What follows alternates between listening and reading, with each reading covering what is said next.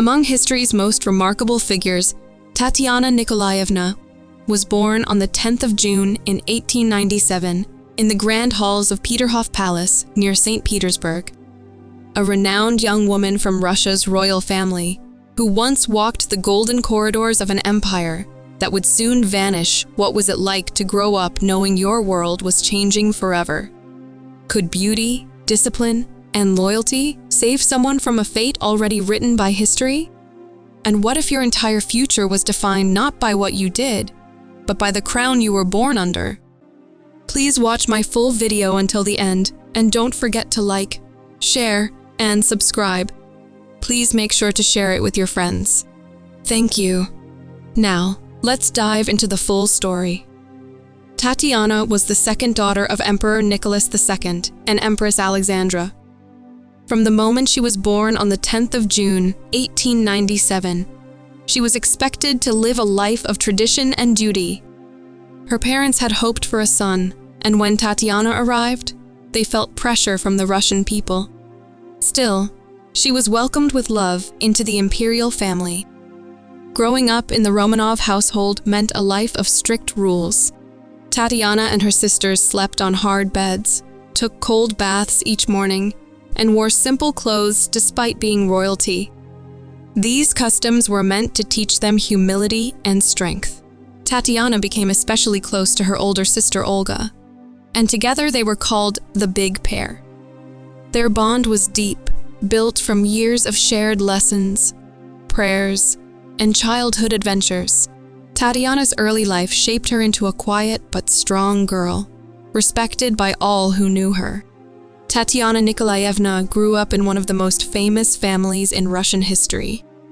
Her father, Emperor Nicholas II, ruled a vast empire that stretched across continents, while her mother, Alexandra, was a granddaughter of Queen Victoria of the United Kingdom. Even though they lived in palaces and held great power, the Romanovs lived by strict family traditions that set them apart from the typical image of royalty. Tatiana's childhood was spent alongside her three sisters Olga, Maria, and Anastasia, and her younger brother, Alexei. The children were close in age and deeply attached to one another. They shared toys, rooms, and lessons, forming what many described as an unbreakable bond. Together, they created a little world of their own, where family love came before titles and power. Even though Tatiana was not the oldest, she often took the lead among her siblings, guiding them with kindness and calm strength. Their home life was shaped by discipline. Tatiana and her siblings were expected to make their own beds, knit scarves for charity, and follow daily routines without complaint. They took cold baths each morning and lived without many of the luxuries available to them. Their parents believed that hard work and humility were just as important as royal duties. Tatiana was especially close to her mother, spending long hours reading to her and learning from her quiet example. Her father, too, adored her and often leaned on her when the family needed something done. As she grew older, Tatiana became known for her maturity, grace, and sense of duty qualities that earned her respect from family members and household staff alike. Tatiana Nikolaevna was often described as the most elegant and striking among her sisters. She was tall and slim, with dark auburn hair and clear gray eyes that made people stop and stare. Her features were soft yet serious, giving her a quiet beauty that many compared to her mother's. Some said she looked like she had stepped out of a painting, with a face that held both charm and mystery. People who met her remembered not just her appearance, but also the way she carried herself. Tatiana stood tall, walked gracefully, and dressed with care. Even in simple clothes, she looked like royalty. She was interested in fashion and knew how to style herself. According to those who served in the palace, she could make even old dresses look new just by the way she wore them. But Tatiana's true beauty came from her personality. She was calm, responsible, and always thinking of others. Her sisters lovingly called her the governess because she often took charge and helped keep everyone organized. If they wanted to ask their parents for a favor, it was usually Tatiana who did the talking. She was thoughtful, mature, and rarely let her emotions get out of control. Tatiana was also deeply spiritual. She read the Bible often and thought about the meaning of life, good and evil, and what it meant to suffer. Though quiet in large groups, she opened up around people she trusted. With those few, she was warm, poetic, and even playful. Her personality made her not just a daughter of a Tsar, but a young woman admired for her heart and mind. Tatiana's life was deeply affected by a mysterious figure named Grigory Rasputin, a wandering peasant who claimed to have healing powers. Her mother, Alexandra, believed that Rasputin could help her son Alexei, who suffered from a dangerous blood disease called hemophilia. Because of this, Rasputin was welcomed into the Romanov family's inner circle, and Tatiana and her siblings came to know him simply as our friend. Rasputin's presence at the royal court caused many problems. People whispered about his strange influence over the royal family, especially the Empress. There were rumors, drawings, and gossip suggesting inappropriate relationships, even though there was no proof. Tatiana, who was just a teenager, was caught in the middle of this public drama. She respected Rasputin for helping her brother and never questioned his place in their home. Still, others outside the family were angry that someone like him had so much access to royalty. One story tells of a governess who was shocked to find Rasputin visiting the children while they were in their nightgowns. The woman was dismissed shortly after, which added to the scandal. Despite the whispers, Tatiana continued to write kind letters to Rasputin and even copied down his teachings in a private notebook. She found comfort in his words about love and suffering. In the end, Rasputin's growing power led to his murder in late 1916. Tatiana was reportedly heartbroken. Though many feared him, Tatiana and her sisters saw Rasputin as a trusted friend during uncertain times. His death was a sign that the world around them was changing, and not for the better. As Tatiana Nikolaevna grew into a young adult, the world around her began to change. When World War I broke out in 1914, she was just 17 years old. Instead of spending her days in royal balls or attending grand events, Tatiana chose a very different path. She became a nurse. Alongside her mother and older sister Olga, Tatiana trained with the Red Cross to care for wounded soldiers. They worked in a hospital located on the grounds of their palace at Tsarskoye Selo. Wearing a plain nurse's uniform, Tatiana cleaned wounds, changed bandages, and comforted those in pain. Many soldiers were surprised to see a Grand Duchess working beside regular nurses, but Tatiana never acted like she was better than anyone else.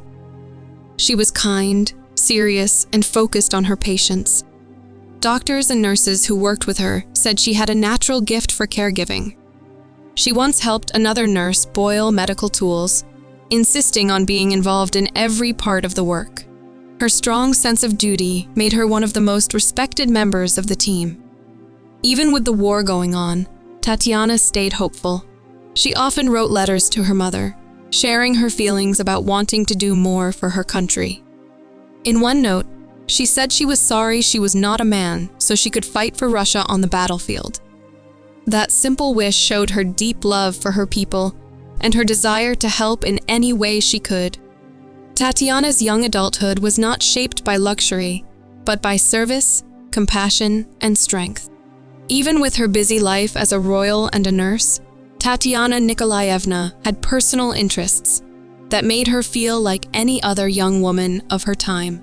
She loved fashion and had a special talent for making even the simplest outfits look beautiful. Her mother's friends remembered how Tatiana could style her hair, just like a professional, and had a skill for embroidery and crocheting.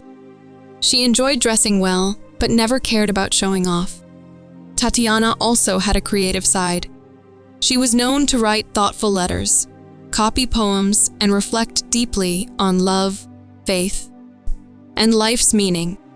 She was curious, kind, and polite traits that made her stand out in the royal household. As she grew older, there were whispers about possible romances. During the war, a young officer named Dmitry Malima was injured and met Tatiana while recovering at the palace hospital. The two shared a bond, and he later gave her a small French bulldog named Ortipo. Tatiana adored the dog and wrote about it to her mother. When Ortipo passed away, Dmitry gave her another puppy. Some believed that he could have been a true love, but nothing official ever happened, likely because of the difference in social rank and the ongoing war. There were also reports that Tatiana had feelings for another officer, Vladimir Kiknadze, whom she cared for while he was wounded. She would visit him in the hospital and talk with him while he played the piano. Though these relationships were never confirmed, they painted a picture of Tatiana as a young woman with a romantic heart, hoping, like many others, for a love story of her own. As Tatiana Nikolaevna entered her late teenage years, talk of marriage began to circle around her. Many in Europe saw her as a perfect match for young princes because of her beauty, grace, and royal blood. One of the earliest suggestions came from Serbia. In early 1914, King Peter of Serbia expressed interest in having his son, Prince Alexander, marry one of the Russian Grand Duchesses. During a dinner in St. Petersburg, Prince Alexander was seen gazing at Tatiana with great admiration.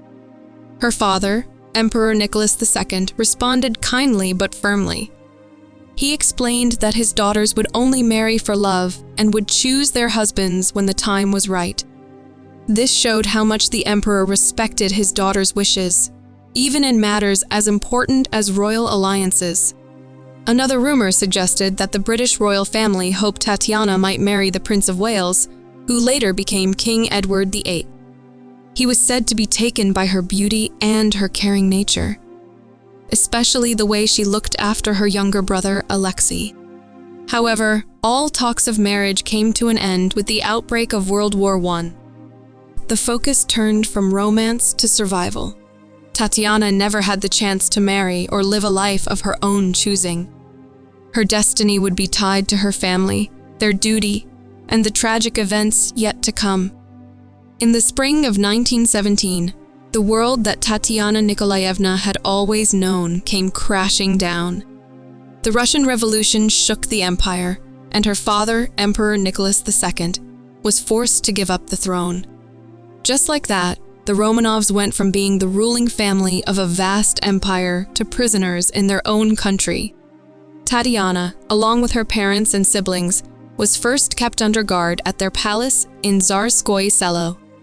Later, they were moved to a house in Tobolsk, deep in Siberia. Life changed overnight. The grand halls were replaced by cold, simple rooms. Guards watched their every move, and the once proud family was now at the mercy of a new government. Tatiana tried her best to stay strong. She continued writing letters to friends, including one of the nurses she had worked with. In her letters, she shared how strange it felt to sit around doing nothing when she had once spent her days caring for wounded soldiers. Her sense of duty and structure made the quiet days of confinement especially hard for her. She also worried about her mother, who was often sick, and her brother Alexei, who needed special care. Tatiana took on the role of helper and comforter, just as she had during the war. Even in captivity, she stayed calm and thoughtful, trying to bring peace to her frightened family. Though their world had grown smaller, Tatiana remained hopeful. She still believed they might be rescued, or that a peaceful end could come. But deep down, she may have sensed that things would never return to the way they once were. While living in captivity, Tatiana Nikolaevna's days were quiet, difficult, and filled with worry. After several months in Tobolsk, the family was separated. In April of 1918, her parents and sister Maria were taken to Yekaterinburg. Tatiana stayed behind with her other siblings because Alexei was too sick to travel. During this time, Tatiana took on the role of caretaker, helping her brother and trying to keep everyone calm. Eventually, The rest of the family was moved to Yekaterinburg, where they were placed under strict guard at a house known as the Ipatiev house. Life there was even harder. The windows were covered, they were not allowed outside, and speaking in any language other than Russian was forbidden. Tatiana followed the rules as best she could, but also tried to bring small moments of comfort to her family. She read to her mother, played games with her siblings, and helped prepare simple meals. At times, she even gave medicine to the family doctor when he was in pain. Tatiana's quiet strength kept the family going during these long and fearful days. Still, there were brief moments of kindness. Sometimes, the guards talked to the young women and shared stories. But as time passed, the rules became harsher. Tatiana was often sent to speak with the guards to ask questions or request supplies. Even in these final days, Tatiana remained calm and composed. She was the steady hand her family leaned on, showing grace and strength despite the fear all around them.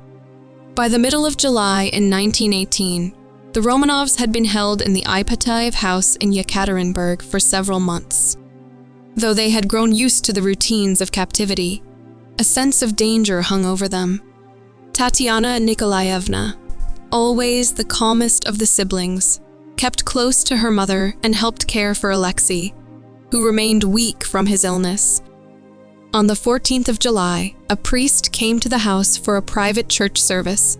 The Romanovs surprised him by falling to their knees during the prayer for the dead, something not usually done.